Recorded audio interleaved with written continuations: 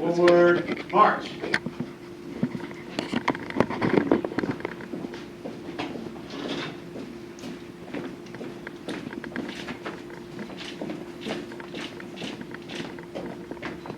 Color guard, halt.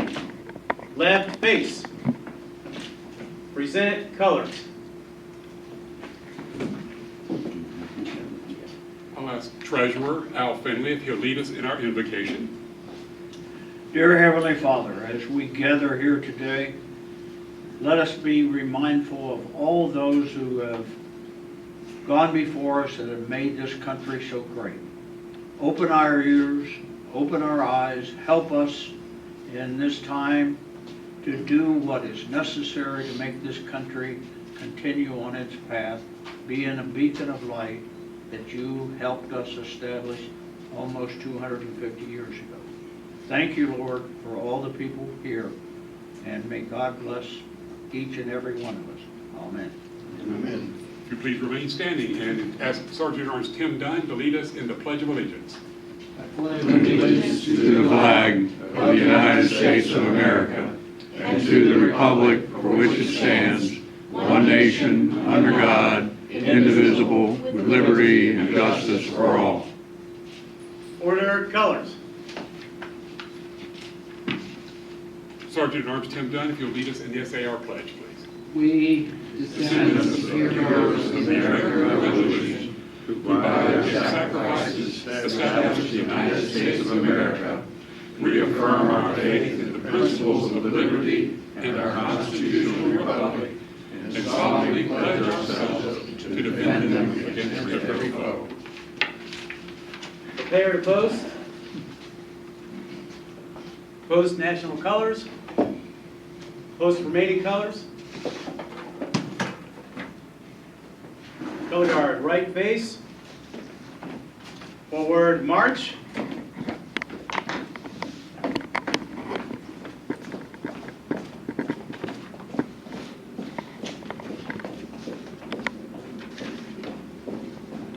Color guard, halt. Right face. Dismissed. You may be seated. Let's give those guys a hand. Hey!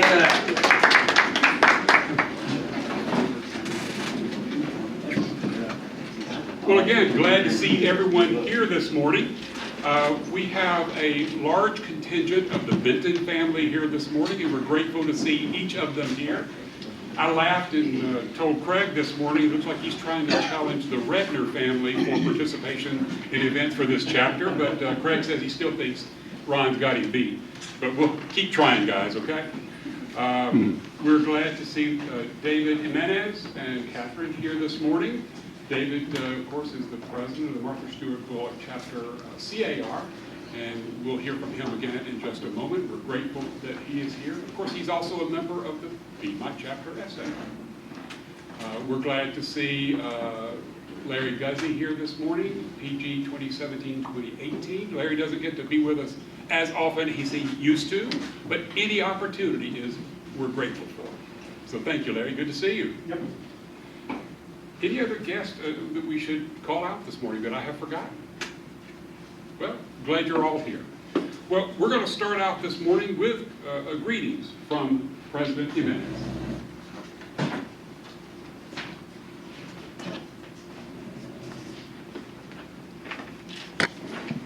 Mr. President, my name is David Jimenez. I'm currently serving as the president of the Martha Stewart Bullock Society, Martha Stewart Bullock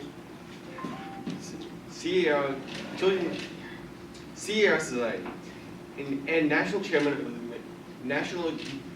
chairman for the American Heritage for the National Society Children of the American Revolution. I'm happy to bring greetings from the 62 members of the Martha Stewart Bullock Society, right here in Roswell, Georgia. I'm currently a senior at Blessed Trinity Catholic High School and a junior member of the Piedmont Chapter SAR. Now, it was my honor to join the Color Guard this summer to present the colors at 2 nationalization ceremonies and welcome over 200 new citizens. And thank you for asking me to join your meeting today and tell you about our projects this year. The national theme this year is Courage, Service, and Honor. CAR is partnering with Tunnels to Towers to provide wounded first responders with mortgage-free smart homes to accommodate their new lives. These homes are for those who have multiple amputations, paralysis, and traumatic brain injuries, among many other challenges. The Georgia State project this year is SOS Save Our Shores, to raise awareness of the work we can do to preserve the waterways of Georgia and work together to help keep them clean. By raising $5,000, we hope to become a sponsor of the 2025 Rivers Alive annual statewide cleanup. I have been a volunteer for Rivers Alive for the past 2 years and will be joining the 2024 cleanup right after this. I have bought information about the Mosto Bullock annual fundraiser. It is our annual Flags for Freedom flag display, which will be placed in front of Roswell City Hall in the month of November for Veterans Day. Scan this QR code to become a sponsor of a flag for just $25. Thank you for your support. And Mr. President, to show our appreciation, I would like to present you with this challenge card. Thank you very much. So appreciate it. Glad you're here with us this morning. Thank you. Thank you for your leadership of the local chapter of the CAR and the work you do on a national level. Your impact is just beginning. Thank you. Congratulations and thank you for being here.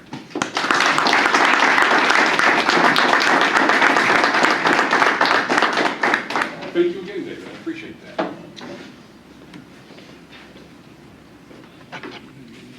Ron, I think you were going to follow up with some commentary about the Liberty trees.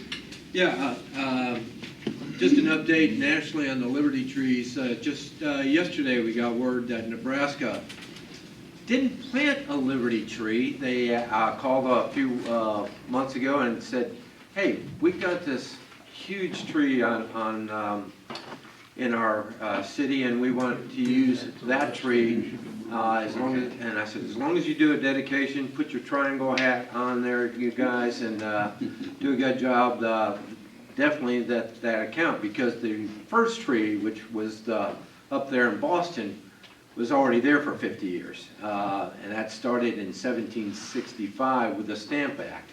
And that would be 81. So we only have 169 more to go. Larry Guzzi over here planted one. Actually went out there, dug the hole before us, so we could plant it over there in Marietta. So, so get the word out. I want to turn this over to one of the things before I turn it over to Catherine is, I said if we're trying to do one in every state. So I thought Alaska was off limits in a way. But I said, if you got a relative or a friend up there, and she took up the cause, and go ahead and tell us what you did. Yeah, so he's always talking about his Liberty trees, which I appreciate. And at lunch, he was saying, Alaska's gonna be the hardest, and I said, I know somebody in Alaska.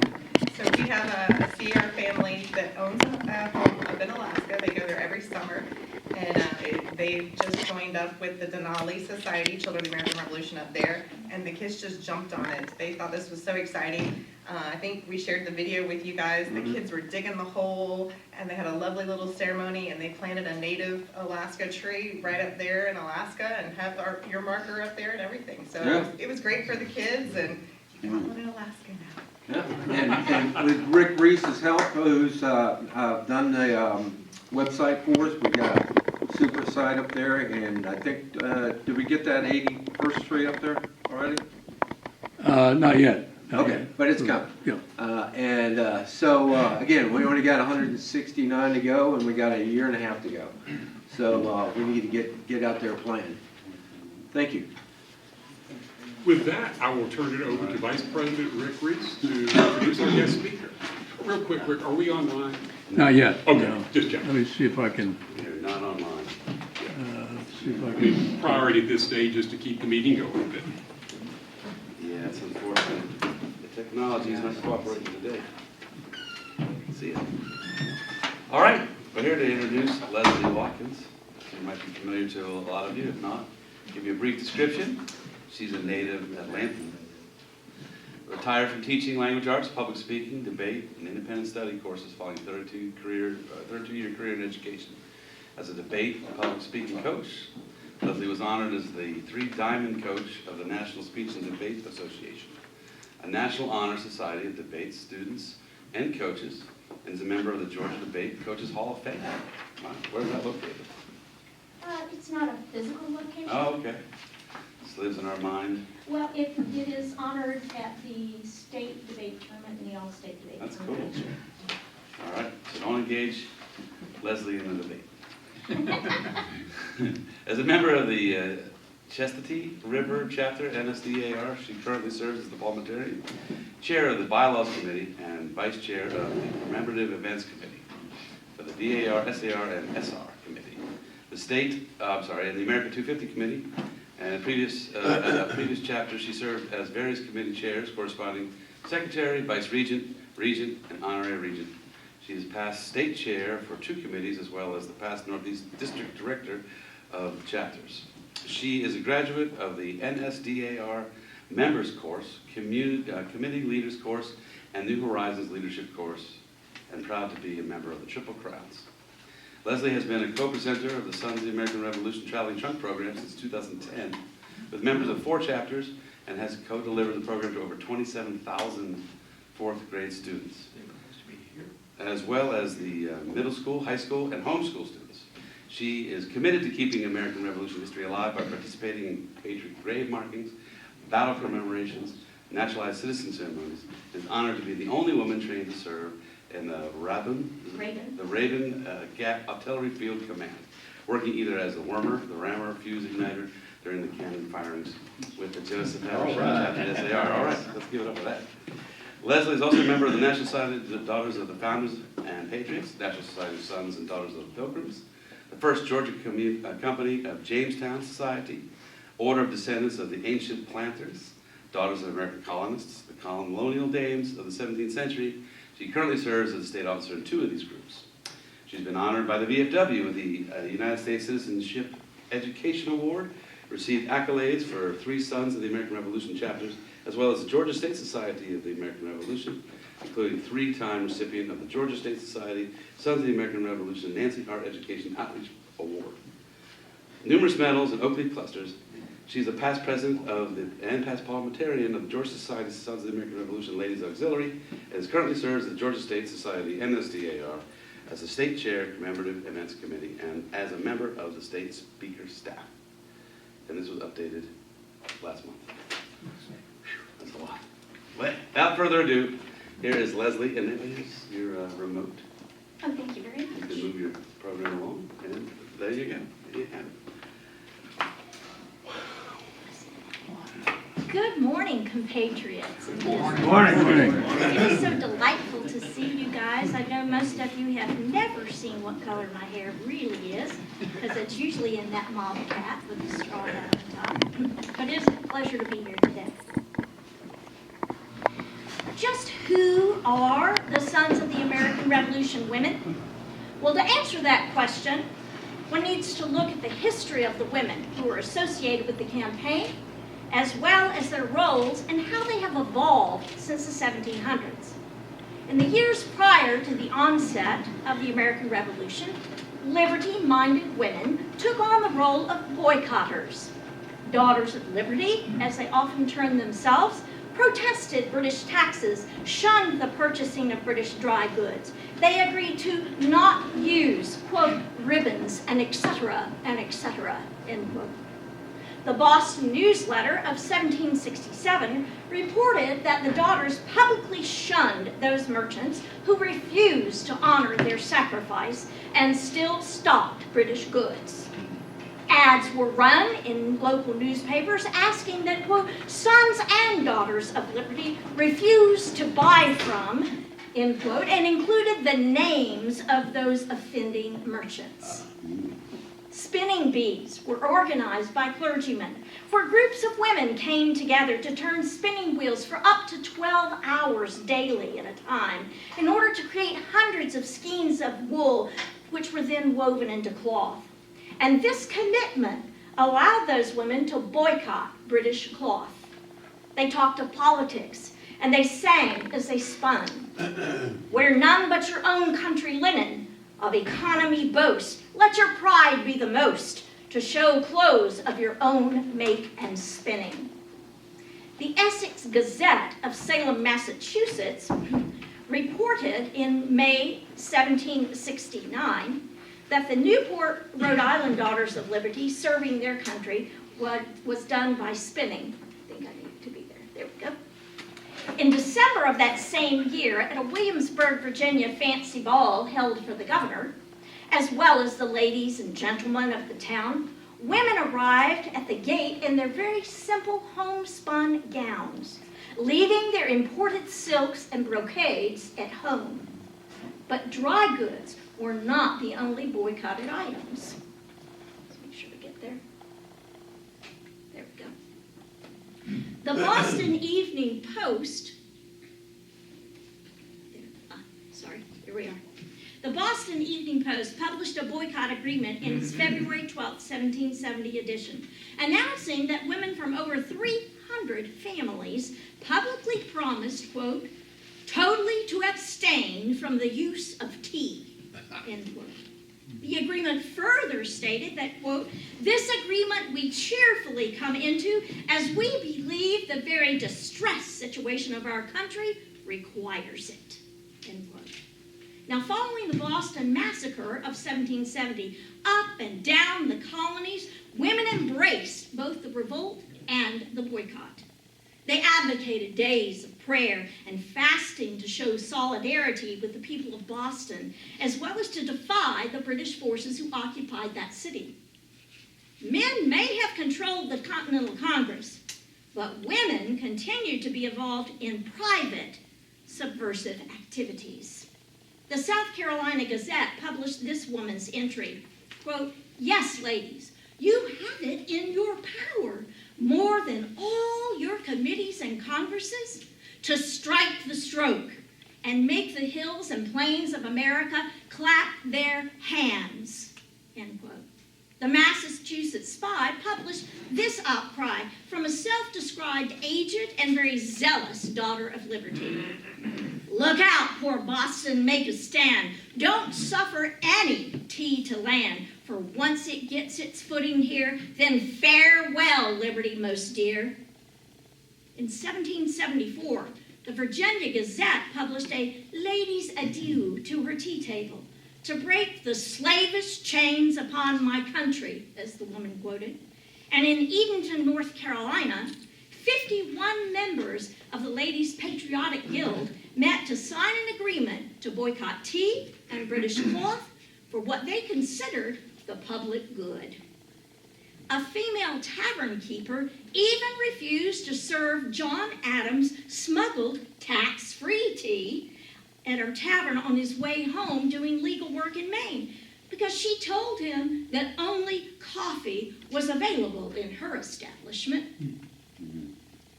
Now, the English finally stopped seeing women's protest as humorous. They instead took note of the seriousness when the Continental Congress formally banned the importation of all British goods. Great sacrifices were made in terms of fashion. Since all clothes deemed proper for funerals had been imported, the mourning attire in America vastly changed. A biographer for Eliza Pinckney described her 1775 Charleston, South Carolina funeral as being an occasion, quote, where everyone was colorfully turned out, end quote. Further writing that it was, quote, still remembered as the first visible sign of resistance, end quote. You see, funeral customs at that time dictated that mourners be swathed in black from top to toe, and kinfolk would come from near and far, marching in formation according to their proximity to the deceased. But the biographer, Harriet Ravenel, noted that this display allowed only one to comprehend what an innovation it was, she said, and how deeply the resolve which inspired it. Now, ammunition being in short, limited supply, after the appointment of George Washington as commander of the Continental Army, and the subsequent Battle of Breeds or Bunker Hill, colonists became much more zealous in their willingness to fight against Britain's oppression. A woman known as Mrs. Draper responded to Washington's call for lead and pewter to make bullets. She donated her large stock of pewter, her husband's mold for casting bullets, as well as every one of her platters, pans, and dishes to their cause. Mary Catherine Goddard. Anyone know that name? Here we go. There we go. You should know Mary Catherine Goddard because her name is the only one of a female on the Declaration of Independence. She was a publisher of the Maryland Journal, who in January 1777 published the first printed copy of the document. She bravely penned her own name at the bottom of the Declaration, becoming herself a signer of sorts, firmly associating herself with this dangerous cause of the new nation. Women not only boycotted British goods and signed their names to avow their beliefs, but they were also known as propagandists and pamphleteers. Mercy Otis Warren, both a poet and a playwright, penned public writings against British laws. As a friend of Abigail Adams, they wrote letters to one another about political attitudes of the day. Encouraged to participate in rebellious activities with her brother, they encouraged in literary pursuits by her husband James, solicited to write on specific topics for propaganda publications by her friend John Adams, eventual correspondent with George Washington, Thomas Jefferson, and Alexander Hamilton. She and her husband James Warren frequently hosted political salons. Her brother, James Otis, led the fight against both the Sugar and Stamp Acts with his pamphlet advancing the idea that they were taxation without representation. Now, when her brother exited the world of political propaganda, following a very severe beating in a brawl with a loyalist officeholder, and is resulting in his eventual loss of sanity in late 1760, Sister Mercy took up his cause as well. She wrote then, quote, anonymously published, yet widely read satirical plays and poems about British sympathizers and their leaders, especially a man named Thomas Hutchinson, who was the politician who beat Mercy's father for the appointment as Chief Justice of Massachusetts, the man who became Massachusetts Lieutenant Governor, the man who symbolized everything bad about the British troops when they entered Boston March 1st, 1768. Her first play, The Adulterer, focused on a very thinly veiled character who was then Governor Hutchinson, described as the one who, quote, put personal ambition above all, including the people's liberties, end quote. And it was very clear to all who read Mercy's work.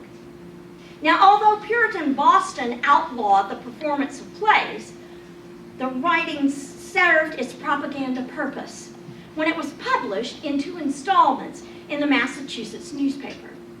Her second play, entitled The Defeat, was also published in 2 installments in the Boston Gazette, and it also presented a very thinly veiled Hutchinson, who as governor of Massachusetts wrote letters to the members of the British government. Although meant for private reading, the letters were shown around Parliament and were then leaked to the participants attending Warren's political salon. Hutchinson was the one who insisted on strict adherence to English law.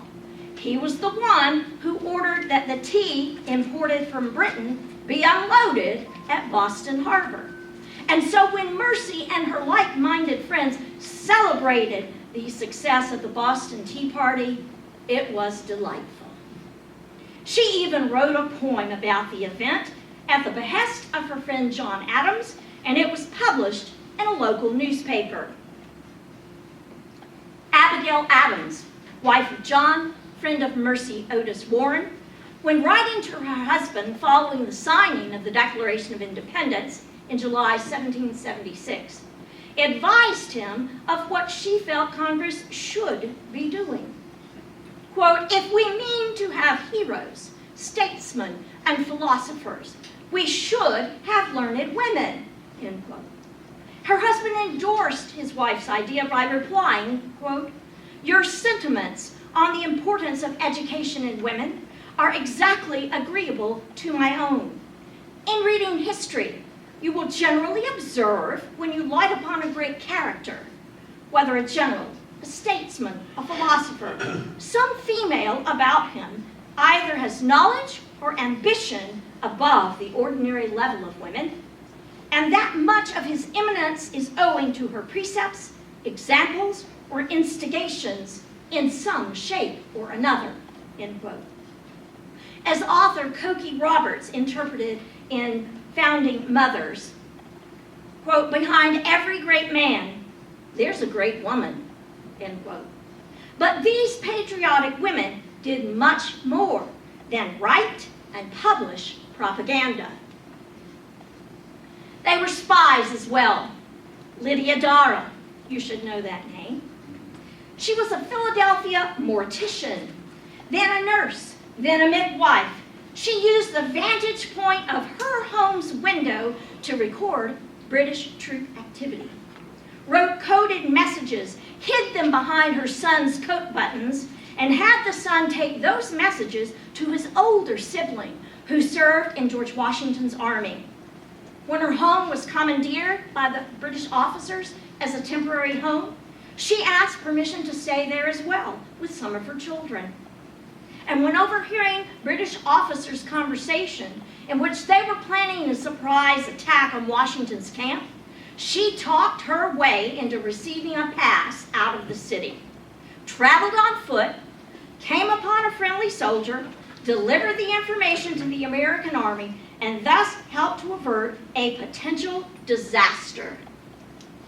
Quaker Mrs. Robert Murray plied British generals with enough Madeira wine to keep them situated long enough for General Putnam's troops to safely retreat from New York. And Emily Geiger. She carried intelligence from one American general to another. She was intercepted by the British, but before the woman who was summoned to search her arrived, Emily swallowed the sensitive paper rather than relinquish it. Now, when released, Emily continued her journey, and despite the danger in doing so, she verbally delivered her information. Sybil Luddington, sometimes called the female Paul Revere, was only 16 years old when she rode 40 miles to reach the local militia in Danbury, Connecticut, which were commanded by her father, to alert them of the coming attack. Behethlin Moore, 15 years old, was also a solo nighttime rider who carried a message to the American troops in South Carolina.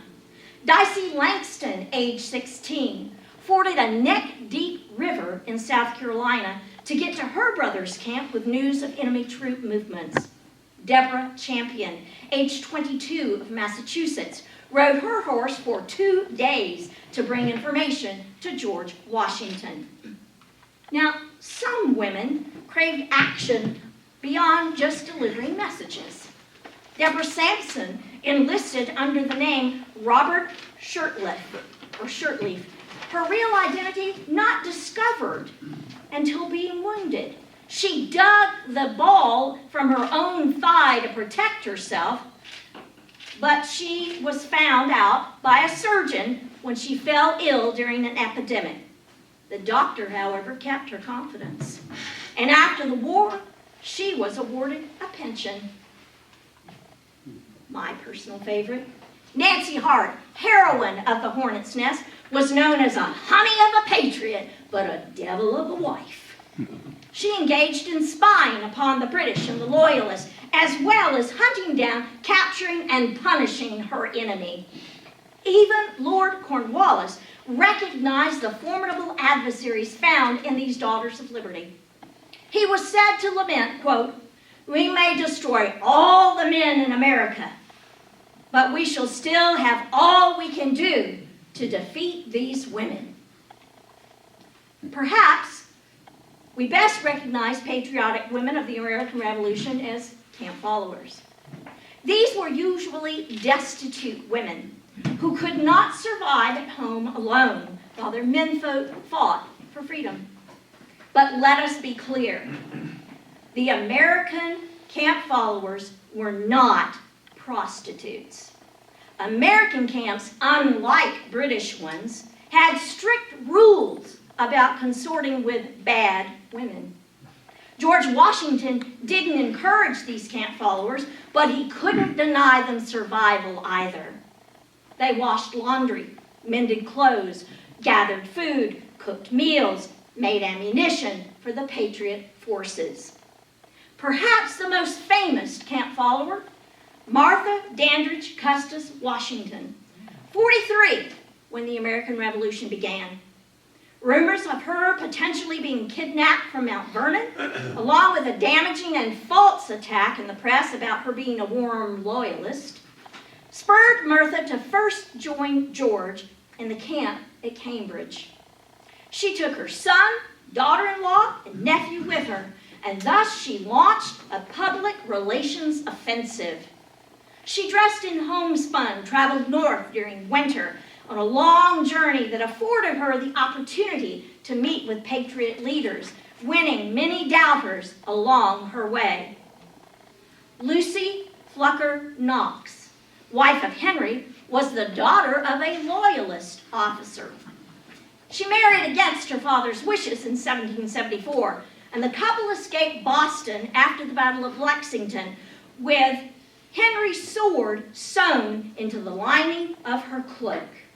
And they were in Cambridge when George Washington arrived.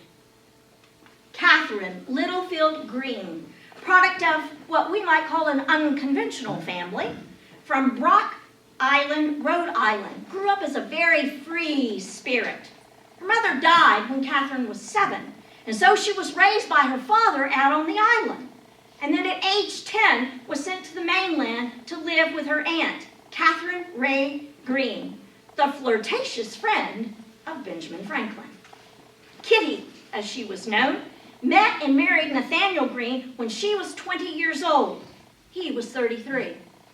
Although a Quaker, when Nathaniel heard the news about Lexington and Concord, he saddled his horse and rode for Cambridge. Upon being named Brigadier General in charge of the Rhode Island Brigade, he left his forge business and pregnant Kitty and his sister and brother-in-law's care. When Kitty heard that Martha Washington was en route to camp, well, pregnant Catherine Green made her way to that camp as well. And Kitty eventually went home to Rhode Island after encampment both in Massachusetts and New York. But Martha Washington and Lucy Knox continued to travel with her husbands, except during the harvest season. When home during the fall and early winter, just prior to Morristown, Martha and her slaves turned the plantation into a fabric factory. They spun, wove, knitted, and sewed to create clothing for her husband's troops. Once in Morristown in March 1777, Martha organized local women to sew for the soldiers. Winter of 1778 saw Martha Washington, Lucy Knox, and Kitty Green encamped with their husbands at Valley Forge, Pennsylvania, providing food, clothing, and a boost to the morale of the American soldiers who were there. Another well-known camp follower was Mary Ludwig Hayes Macaulay, who fought valiantly at the Battle of Monmouth in June 1778. Member of a group led by Martha Washington herself, Mary served as a water girl, carrying fresh spring water to battlefield troops on hot days, as well as supplying fresh water to cool down the hot cannon barrels and soaking swabber rags tied to the end of the rammers used to clean sparks and gunpowder residue from the barrel after each shot. Now, when her husband William collapsed from the 100-plus degree heat that June day, Mary, thereafter nicknamed Molly Pitcher, took his place at the cannon as a swabber and fought through the rest of that battle. She was named a sergeant by Nathaniel Greene. George Washington noted her service, and Pennsylvania awarded her a pension for her military service. A group calling themselves the Women of America raised money for the troops. In June 1780, the call to action was delivered to Philadelphia readers under an article entitled "The Sentiments of an American Woman." The broadside, authored by Esther de Burt Reed and signed by an American woman, extolled women's sacrifice of luxuries for the armies that defended them. Esther marshaled her city's women for the cause. The Ladies' Association of Philadelphia traveled in pairs for safety, divided the city among them, knocked on doors, kept excellent records, and in 1780 raised $300,000. Unfortunately, Martha Washington wasn't at camp to receive Esther's letter about the, quote, extraordinary bounty, end quote, collected for the troops. George responded that the money should be used to purchase coarse linen to be made into shirts. Esther countered by saying that her desire was to provide each soldier $2 for his own purpose, since the city of Philadelphia was already planning to provide the shirts. But George declined, fearing that the men would purchase spirits. Now Esther finally acquiesced and purchased the linen. And just shy of her 30th birthday, Esther died of dysentery in August 1780. But Sarah, Sally Franklin Bosch, Ben Franklin's daughter, took over the work. And by fall, 2,200 shirts were finished, every one of them embroidered with the name of the married or unmarried lady who had crafted it. So Washington's wish was granted, but the men knew exactly who to thank for their gifts. The deeds of these extraordinary women of the American Revolution inspire today's females associated with the SAR. But who are these women? Some are members of the National Society Daughters of the American Revolution who support the SAR in a variety of ways. They attend patriot and compatriot grave markings, co-host events for veterans and local communities, co-host seasonal patriotic events in local and regional areas. They present American Revolution living history programs with SAR chapter members, assist with completing genealogy research and applications for potential SAR members. They invite SAR compatriots to present programs to DAR chapters. They invite SAR Color Guard and Elijah Clark militia members to present colors at DAR functions. They attend SAR chapter events, speak at community events on behalf of or when requested by the SAR. And when trained, they fire muskets or cannon with the militia. They provide militia troops with comfort items, refreshments, and transportation, and the list goes on and on and on. Now, some are not members of the DAR, but they can and they do provide virtually the same assistance as any DAR woman. And they can all be members of the Georgia Society Sons of the American Revolution Ladies Auxiliary. A $25 lifetime membership in this important ancillary group also provides membership in the National Society Sons of the American Revolution Ladies Auxiliary. And it affords women the opportunity of fellowship and service. The purpose and objective of the Ladies Auxiliary is to associate women who are interested in the objectives and activities of the NSSAR and to carry out its mission of inspiring patriotism and informing others of the contributions of our revolutionary ancestors. The group also assists NSSAR in its promotion of membership and supports the organization's objectives. Membership is open to all women who wish to support the mission and the work of the National Society Sons of the American Revolution. The National Ladies Auxiliary meets 3 times yearly. Fall leadership in September, spring leadership in February, and Congress in July. The Georgia Ladies Auxiliary meets once annually during the Georgia SAR Conference. And both groups engage in fundraising activities such as opportunity drawings, silent auctions during their meetings, all to support SAR programs at the state and the national level. And the national organization has a website, and the state website can be reached from that address. Gentlemen, I encourage you to honor the women in your life who offer their support to your SAR efforts by giving each one of those females a lifetime membership in the Lady Pub. And if a lady likes bling, well, both organizations do have an insignia pin which may be purchased to wear along with the medals that she receives from the SAR. Daughters of Liberty in the 1700s inspired, motivated, and acted to support and parallel the efforts of patriotic men who sought to build a free nation. Today's SAR women mirror yesterday's foremothers in thought, word, and deeds. Both were and are so much more than camp followers.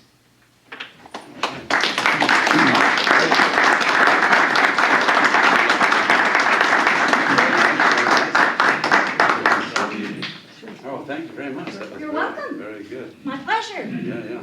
I like the little sales pitch at the end. That's good. Well, one must do what one must do.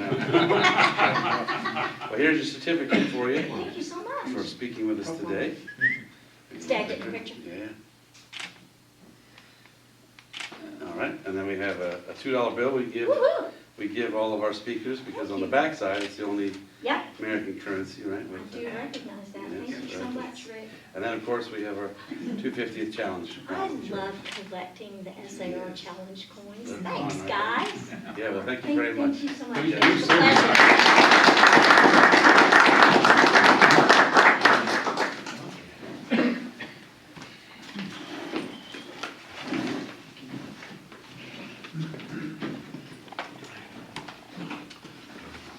Thank you so much, Leslie. That was wonderful.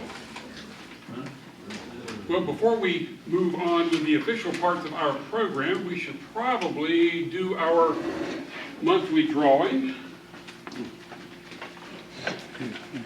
I'm going to ask Raylene if she will choose a ticket out of here. And then read the last three numbers. 761. Thank you. All right. All right. Feel free to take a book off the table, yes. I am a bibliophile. And we're actually going to do one more drawing this month. George has gifted us with a specific book. Crazy Horse and Custer says it's a wonderful read, and he asked that we do a second drawing this month to give it to a deserving member. I'll ask Bob if he'll choose a ticket for that. Certainly. See if I can fish mine out of here. Read those, you can, okay. Last three numbers, 760.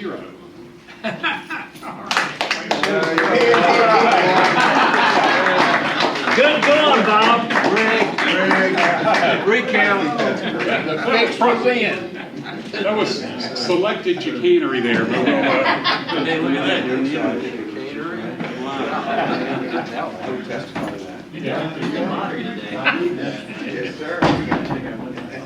couldn't happen to a nicer guy. There Thank you you go. so much.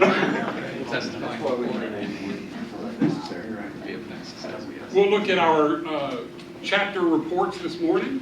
Eric was kind enough to publish and distribute our minutes from the last meeting earlier.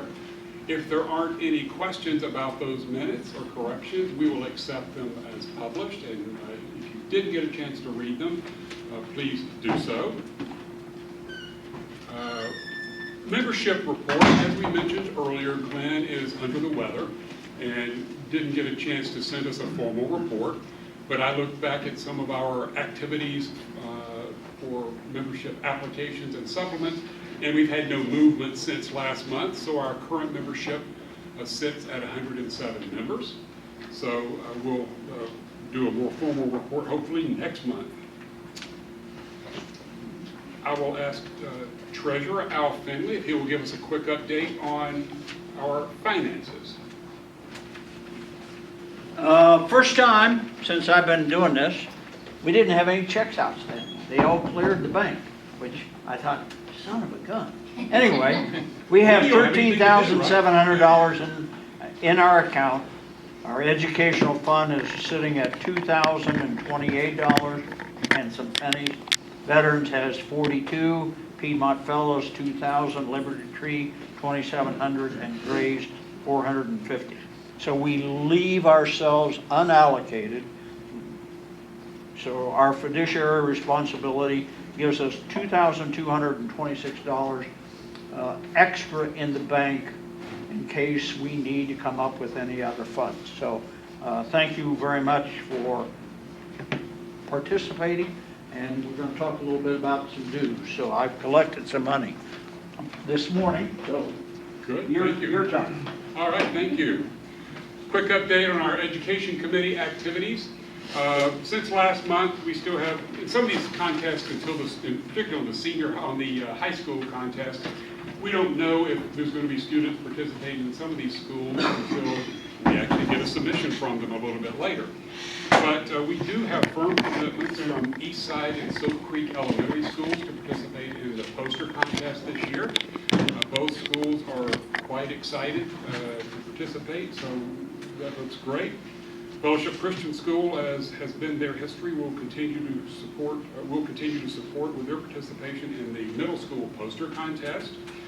And we already know that on the high school side, the essay contest will have significant participation from the Wesleyan School and probably as well from Fellowship Christian. So a good representation across the contests.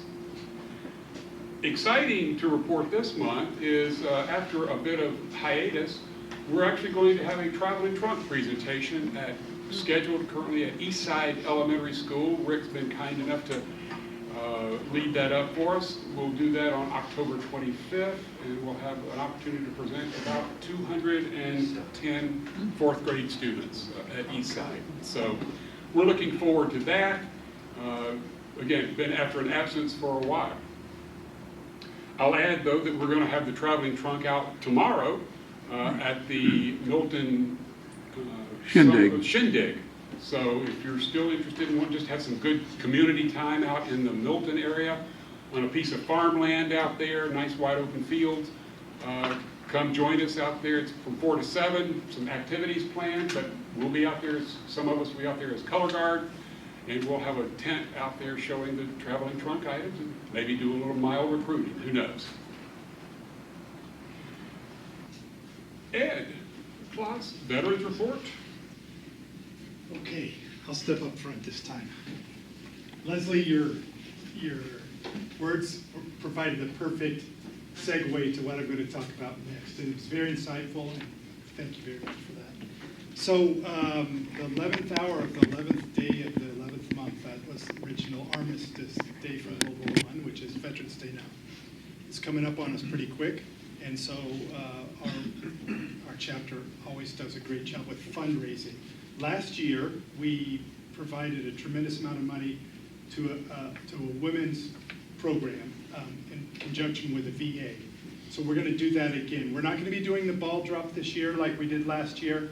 There were some issues with it, and there was a tremendous amount of work for the gentleman that ran it. We're going to revisit that next year and maybe do it in conjunction with another organization. That's probably going to put on a complete golf tournament, and we'll just do the ball drop of it. But today I've got a brochure, and it's going to be found on our website. The Ricks are going to make sure that that happens. It's a fundraiser for the women's veterans sponsored by Piedmont Chapter from today until November 25th. And in essence, what we're asking for is just donations.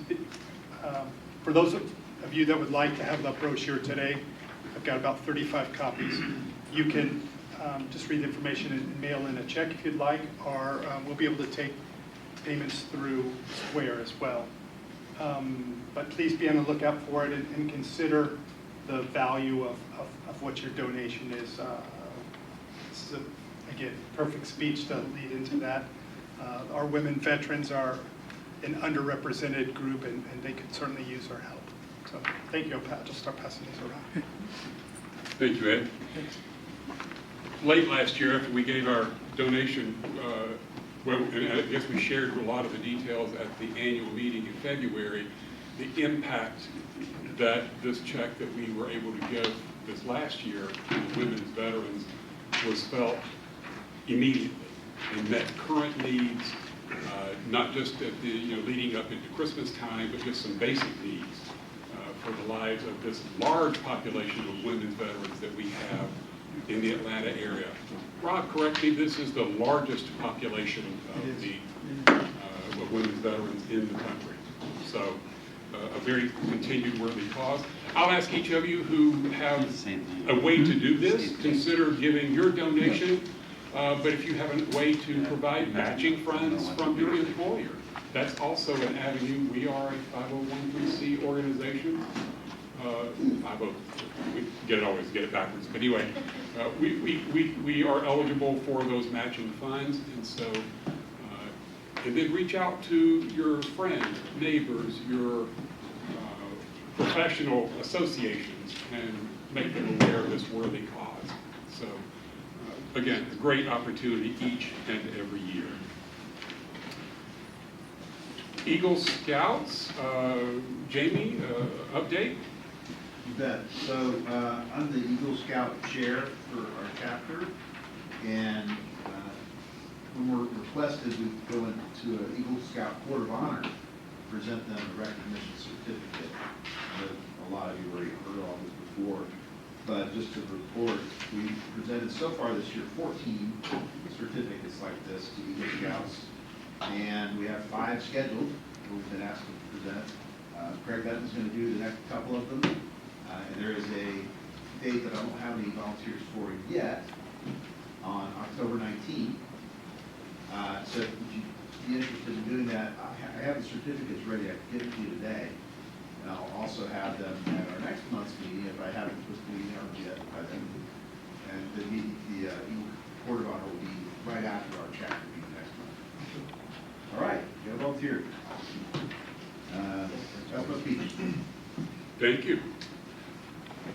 I was going to follow that up and say you don't have to have a uniform to do it, but that's not even necessary now for this meeting because these upcoming dates, but that still holds true for the future. Feel free to volunteer and be a representative of the SAR for this worthy recognition of young men and women who have impact in their community around them. So, I might just add that Mr. Sapp and Mr. Finley presented a court of honor for the first time in Bob Sapp and Al Finley's experience.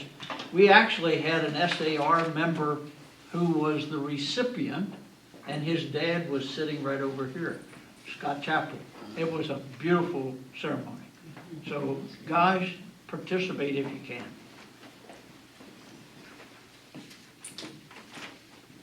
with that, we're going to move on to new business. Our first item is the induction of a new member.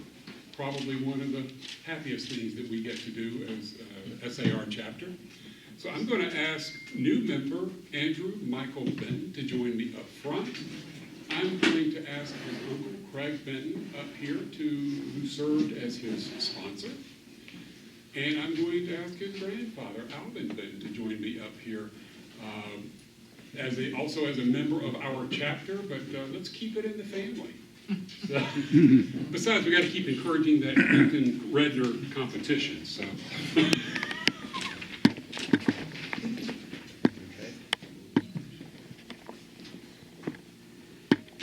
So today, we're honored to induct our newest member into the Piedmont chapter of the Georgia Society of the Sons of the American Revolution. Andrew is the descendant of Abner Seeley, who served as a captain of the Green Mountain Boys from Vermont. Andrew's application was sponsored by his uncle, Craig Benton, and was registered by the National Society on June 28th of this year.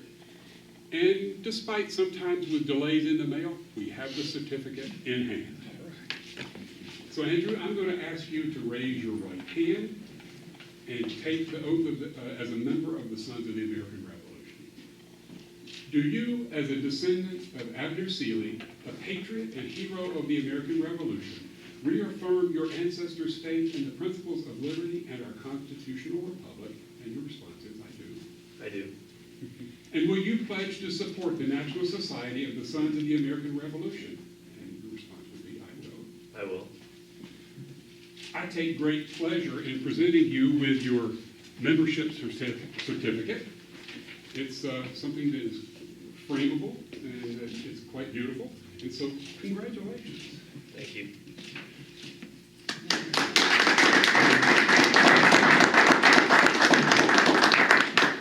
Along with that is a rosette. This is a pin that all new members of the SAR receive. It's in buff and blue colors, the color of George Washington's uniform. So if you will, I'm going to ask Alvin, if you will pin this on You bet. Andrew's lapel. Okay. And then, Andrew, if you will wear that proudly to SAR activities, it just helps to serve as a reminder of the service of your ancestors.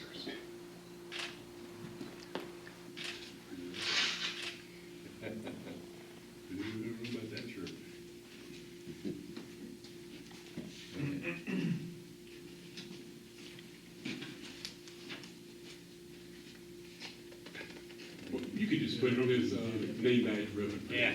You can put it right here. That would be great.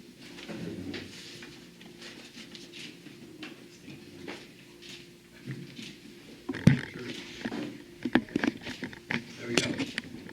Okay. In addition to your pin, we have an official copy here of your membership application. Keep that in your files as you file supplements, which I'm sure Craig can help you move on with. You'll need copies of this original application to kind of submit with that.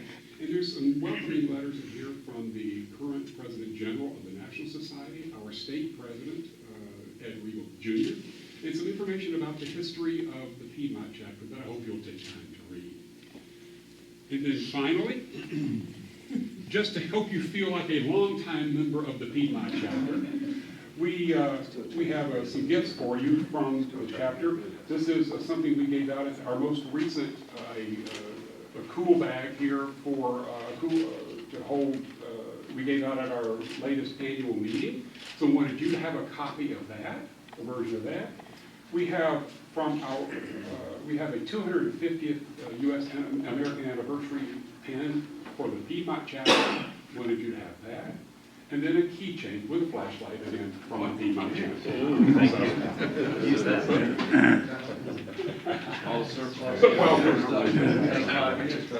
As is our tradition, I'll ask the members if you will stand and file around here and offer a hand of friendship and welcome to our newest member, Andrew Benton. And I think if you can flow this way, that would be great.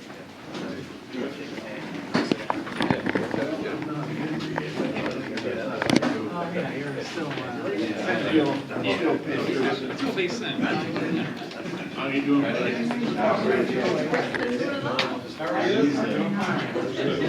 Right, man? I did. Congrats. I will.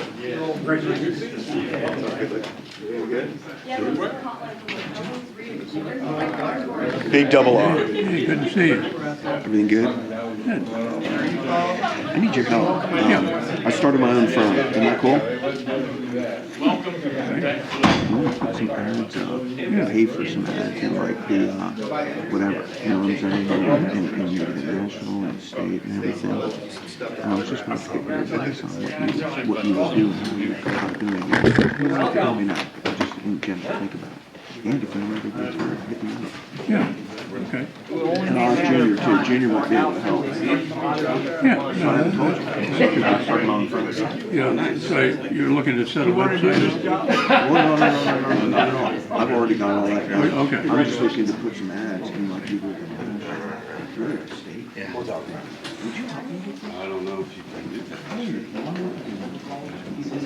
No, tell you to buy that.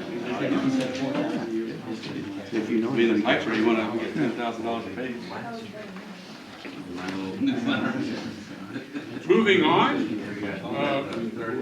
By the way, I should have introduced her, but his wife, Raylene, is back there, where she was our esteemed drawing picker earlier, but we're glad you were able to be with us this morning, be here with us this morning. September birthdays for the chapter.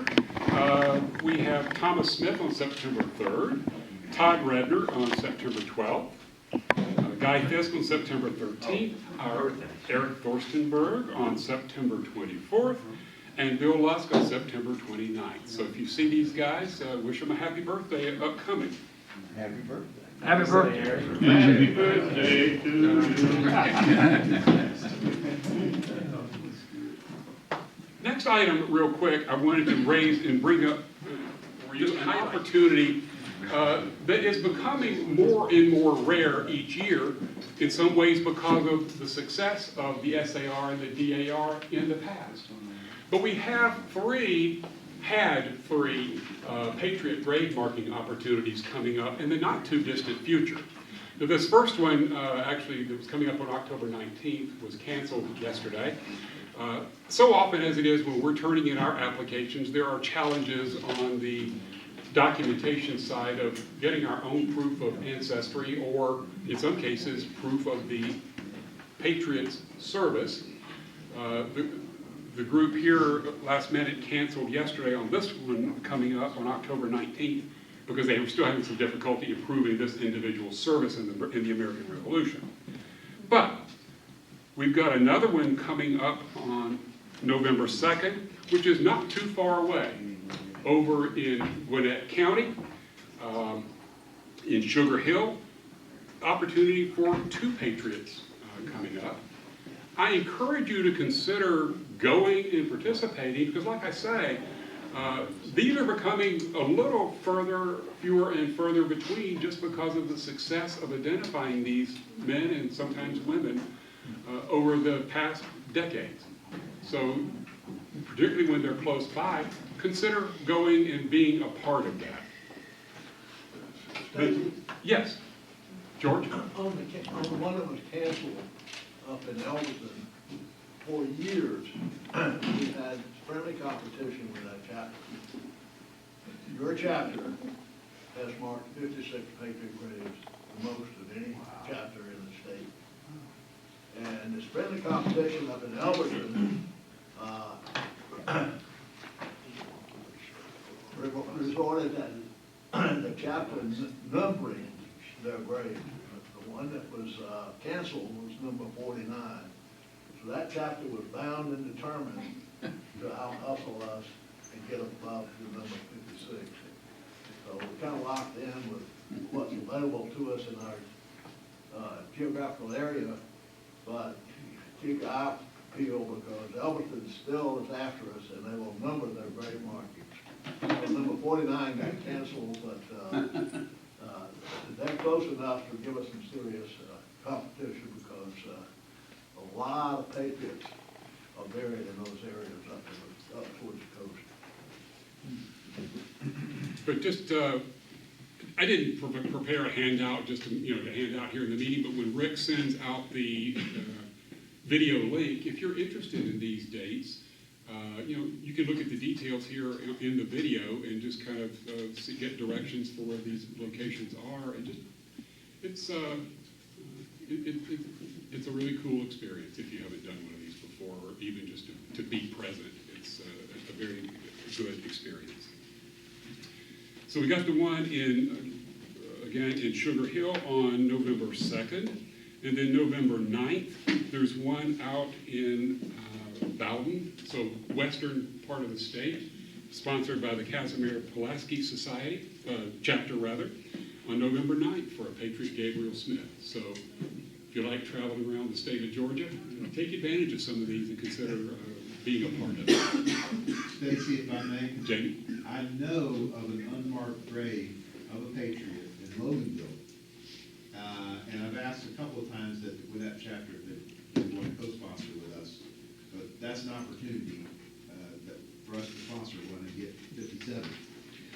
Walton County? Yes, just inside Walton. Okay, let's talk about it at our next board managers meeting coming up on October 12th, and we can maybe try to lay some plans. Great, thank you.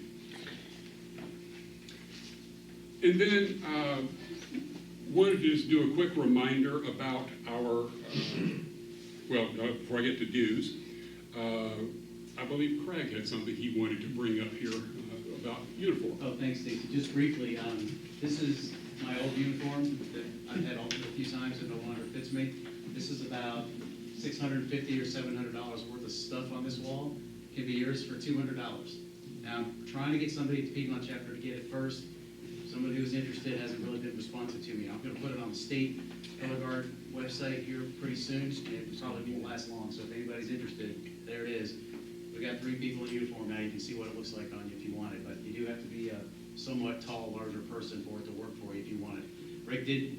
Ron was kind enough to try it on at one of our INS ceremonies, but he looked like a leprechaun in it. It was pretty funny. I thought Steve was going to take it. So did I. I've heard nothing. So I wanted somebody in it. I want somebody to wear it. So Steve is not responsive, so I'm just seeing if anybody's interested. I brought it today so you can see what it is. That's a different coat. You wouldn't wear that with this other stuff. That's a separate uniform, but I just wanted to include that as well, since that doesn't fit in either. So anyway, anybody's interested, talk to me after the meeting or it might be on next week. We'll see. Thanks. Then I'll mention, I was just like a joke. earlier this year, we had our chapter fundraiser. We had several different items that we could pick from, or all 3, but a nice Piedmont Chapter 30th anniversary shirt with our logo on it. We actually had an extra, I picked up the wrong one. This is a 2XL. I've got a medium somewhere that was being offered, but if you're still interested in a 2XL, I guess that's a 2XL shirt, let me know, and we can make it a good deal for you. But we do have an opportunity for someone for a shirt if you didn't get one earlier. Real quick, I won't spend much time on it. It is dues time. You've got an email that Rick sent out earlier this month. You should have received a letter in the U.S. mail about dues. Just ask you and encourage you to go ahead and get those dues paid by October 31st. It just lets us get our paperwork squared away with the state and not get into the holiday period when everybody is busy and sending stuff back and forth. And so early participation, early renewal is much appreciated. So if you have any questions about that, let me know. And then lastly, wanted to highlight, we've got our upcoming dates for events that affect the Piedmont chapter. I wanted to, and you've got them in your program, but I wanted to highlight just a couple for you. One is we've got on October 13th, we've been asked to serve as our color guard. Craig? Go ahead. I have a question about that when you're done. Yep. As our color guard, to serve as a color guard for a local band called the New Horizons. They're doing a concert at Riverside Park from 5:30 to 7 p.m. So real close by, kind of a neat sort of musical event. They asked us about a year ago to consider participating with them.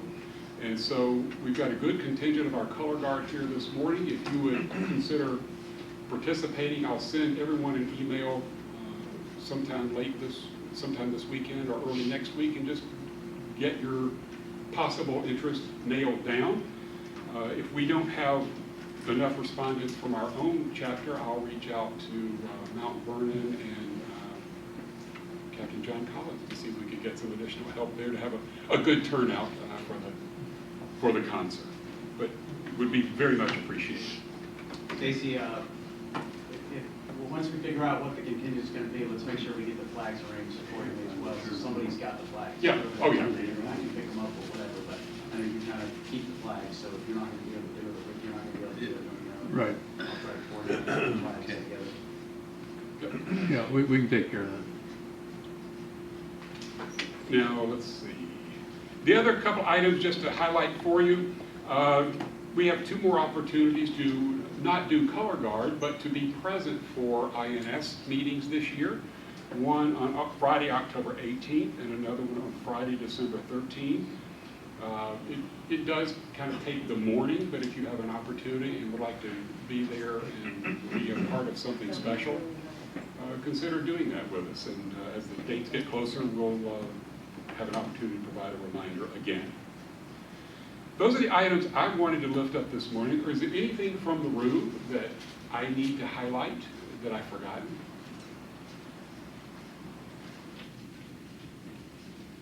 Okay. If not, would you please stand, and I'll ask Sergeant at Arms Tim Dunn to lead us in our SAR recessional. Let us remember our obligation to our forefathers who gave us our Constitution, the Bill of Rights, an independent Supreme Court, and a nation of free men. We will retire the colors in place, and with that, I'll ask Al Finley if he will lead us in a benediction. Dear Heavenly Father, thank you for the opportunity to learn about the women who helped our troops and were involved in all the issues of support. Help us to take that knowledge and go forward and serve our country today. We thank you for the opportunity for all of us to be here, and may God bless us and keep us as we go forward. Amen. Amen. And again, our welcome to Andrew as our newest member, and our gratitude and thanks to Leslie for a wonderful presentation. The meeting is adjourned.